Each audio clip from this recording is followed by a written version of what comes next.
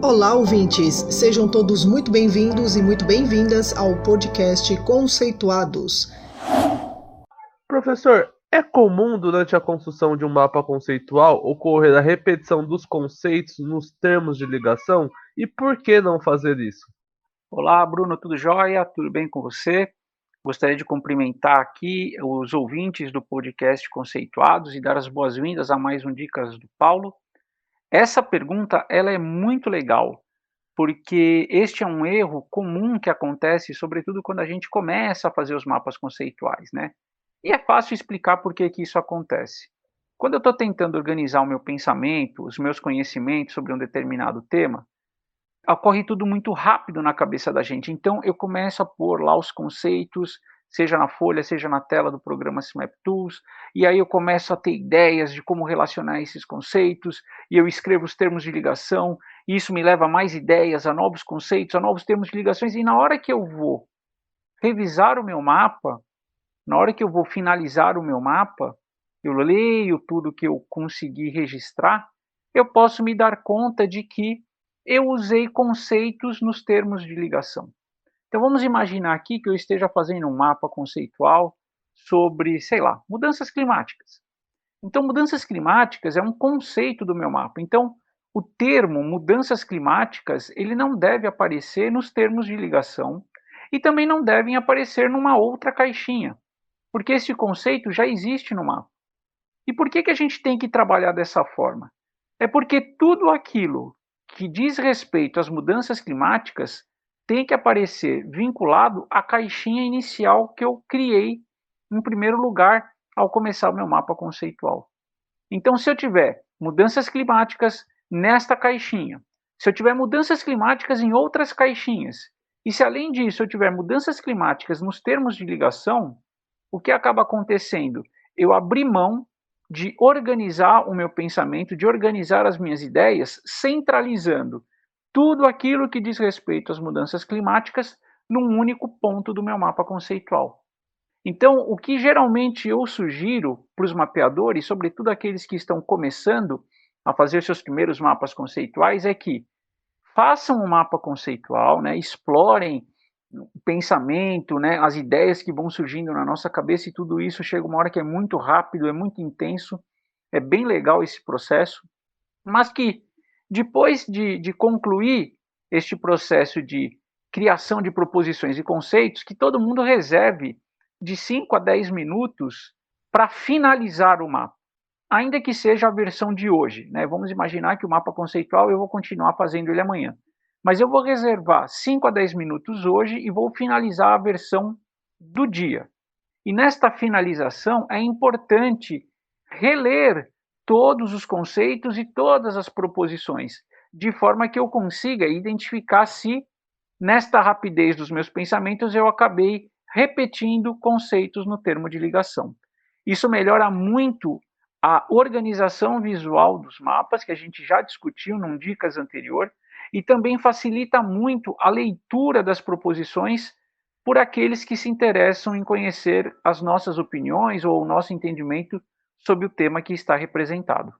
Mas vindo no mesmo sentido dessa última resposta que o senhor comentou, como a gente pode saber se a pergunta focal é selecionada ou escrita pelo mapeador, se ela está relacionada com a temática que está sendo explorada no mapa? Como saber se não há uma fuga da nossa pergunta focal do tema que está dentro do mapa? A pergunta focal ela é um elemento fundamental do mapa conceitual, né? Então, assim, a resposta para a sua pergunta ela tem uma versão curta que eu vou dar agora e depois eu dou uma versão mais completa. A versão curta é como é que você sabe se você fugiu da pergunta focal? É lendo a pergunta focal e lendo o mapa. Até por isso, a gente reforça a importância de reservar, né, esses 5 a 10 minutos para fazer a finalização do mapa conceitual. Então, essa é a resposta curta. O que é legal da gente conversar agora, para pensar na pergunta focal, é talvez fazer uma comparação com aquelas dissertações que muitas vezes a gente escreve, seja no exame vestibular, seja na disciplina mesmo de língua portuguesa, ou nos concursos públicos. Então, a ideia é que esse texto, que geralmente é uma dissertação, ele precisa de um título. Então, veja, eu posso dar um tema para as pessoas dissertarem, cada um vai dar uma ênfase, vai pegar um recorte, vai escolher uma temática, uma perspectiva específica e vai desenvolver suas ideias na forma de uma dissertação. Como é que eu sei, como é que eu aviso, melhor dizendo, o leitor dessa dissertação sobre qual é essa perspectiva escolhida pelo autor do texto? É pelo título da dissertação. Então, é muito mais fácil você ler e aproveitar a dissertação depois que você conhece o título dela, porque o título antecipa um pouco, né, as pretensões do autor do texto. A mesma comparação pode ser feita quando a gente pensa no mapeamento conceitual. Por quê? O primeiro impulso que a gente tem é assim: vou fazer um mapa conceitual sobre. E aí a pessoa completa com um tema, né? Sobre a disciplina de química, sobre as mudanças climáticas, sobre o futebol. E aí a gente já sabe o seguinte: olha, esses temas dão margem a muitos mapas conceituais, porque eu tenho muita coisa dentro desses temas que eu posso explorar. Então, como é que eu resolvo esse dilema? Eu tenho que sempre estabelecer uma pergunta focal que informa para o leitor do mapa qual é exatamente a perspectiva que eu estou empregando ao criar esta rede proposicional. Então, aqui eu vou dar um exemplo. Vamos pegar lá, eu quero mapear a disciplina de química. Muito bem. Eu posso agora criar um mapa conceitual para falar sobre as ligações químicas. Então veja que eu agora já estou estabelecendo o título da minha dissertação, ou melhor dizendo, a pergunta focal do meu mapa conceitual. E aí, quando eu vou finalizar este mapa conceitual, eu, como mapeador, vou ficar preocupado em verificar se os conceitos e os termos de ligação que eu selecionei são os mais adequados para responder à pergunta focal. Vou ilustrar aqui. A pergunta focal pode ser: quais são as diferenças entre a ligação covalente e a ligação iônica? E aí eu vou ter uma possibilidade muito melhor de avaliar se eu, ao criar ou ao incluir alguns conceitos e ao criar algumas proposições, se de repente eu não fugir da pergunta focal. Então, o papel da pergunta focal ele é importante porque ele acaba sendo uma forma do mapeador selecionar conceitos e termos de ligação que são pertinentes para aquela pergunta. E isso não deixa a gente sem a chance de criar um outro mapa conceitual para expandir a representação do tema. Termino aqui com outro exemplo. Vamos imaginar que eu ainda queira fazer mapas sobre ligações químicas, eu posso fazer um segundo mapa para discutir o que é a ligação metálica. Então, com isso, fica claro perceber que os conceitos que estavam no mapa de ligação covalente iônica talvez não sejam exatamente os mesmos nesse segundo mapa que eu vou fazer para discutir a ligação metálica. A gente fazer essa auto-pergunta para a gente, ela é fundamental na construção de um bom mapa?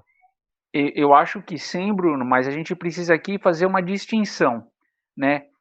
A pergunta focal, ela acaba me ajudando como mapeador a selecionar os melhores conceitos, as melhores proposições para criar o mapa. Agora, existe uma pergunta anterior a essa, e aí vale muito a pena, né, a gente imaginar que existem professores ouvindo o nosso podcast, e aí a gente tem que se perguntar o seguinte: professor, para que serve este mapa que o senhor está fazendo? É para introduzir o tema com a turma? É para avaliar a aprendizagem dos seus alunos? É só para você organizar o conteúdo da sua disciplina? Então, esta questão da finalidade do mapa, ela é fundamental porque isso pode alterar de forma relevante, por exemplo, a escolha da pergunta focal. Eu posso alterar, por exemplo, o tamanho que eu quero que o meu mapa tenha. Vou dar um exemplo aqui que é de ordem bastante prática. Vamos imaginar que eu sou convidado para dar uma palestra por meios remotos hoje, como o Google Meet ou o Zoom, e aí eu vou preparar um mapa conceitual para organizar as ideias da minha palestra.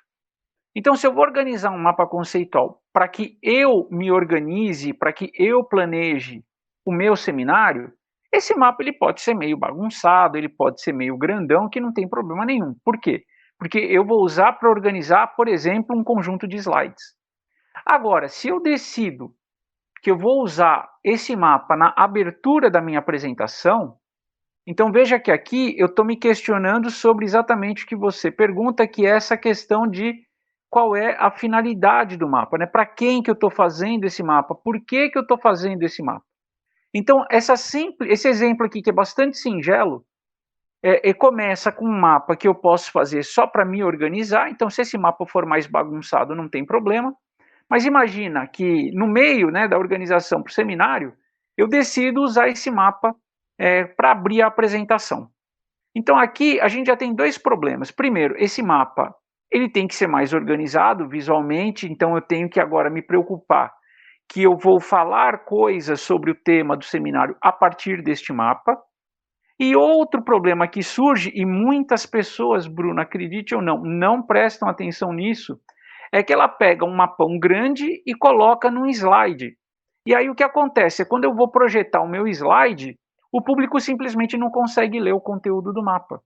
Então, uma segunda preocupação, se eu vou usar esse meu mapa meio bagunçado para abrir a minha apresentação, para começar o meu seminário, é que não só eu vou ter que organizar melhor meu mapa visualmente, como eu também vou ter que diminuir. Eu vou ter que ter um mapa pequenininho, porque se esse mapa for muito grande, as pessoas não vão conseguir ler o conteúdo dele no meu slide. Então veja que este é um exemplo muito bom para mostrar como, dependendo do que eu quero fazer com o meu mapa, esse mapa ele pode ter pergunta focal diferente, ele pode ter tamanho diferente. Então, assim, é muito legal que a gente, como mapeador, comece a se perguntar assim, este mapa vai ser feito para quê? E para quem? Né? Qual é o objetivo que eu quero ao representar determinados conceitos e relações conceituais para expressar o que eu sei? Na hora que a gente define isso, fica muito mais fácil, por exemplo, escolher a pergunta focal mais apropriada para cumprir este objetivo. Então é legal porque hoje nas dicas a gente conseguiu discutir duas coisas importantes. Né? É o papel da pergunta focal, que é fundamental para organizar o mapa, para que o mapa tenha uma coerência entre o seu título e o seu texto, ou seja, entre a pergunta focal e a rede proposicional. E também fechamos agora discutindo algo super importante, ou seja, se deu vontade de você agora em fazer um mapa conceitual, a minha pergunta é, para que ele vai servir? Qual é a finalidade dele? Ele é para alguém? Ele é para adulto? Ele é para criança? Ele é para quem entende do tema? Ele é para iniciante no tema? Então eu acho que ficou bem legal as dicas de hoje, justamente porque a gente tocou em temas muito importantes e que são raramente discutidos com aqueles que gostam da técnica de mapeamento conceitual. Muito boa essas dicas, professor.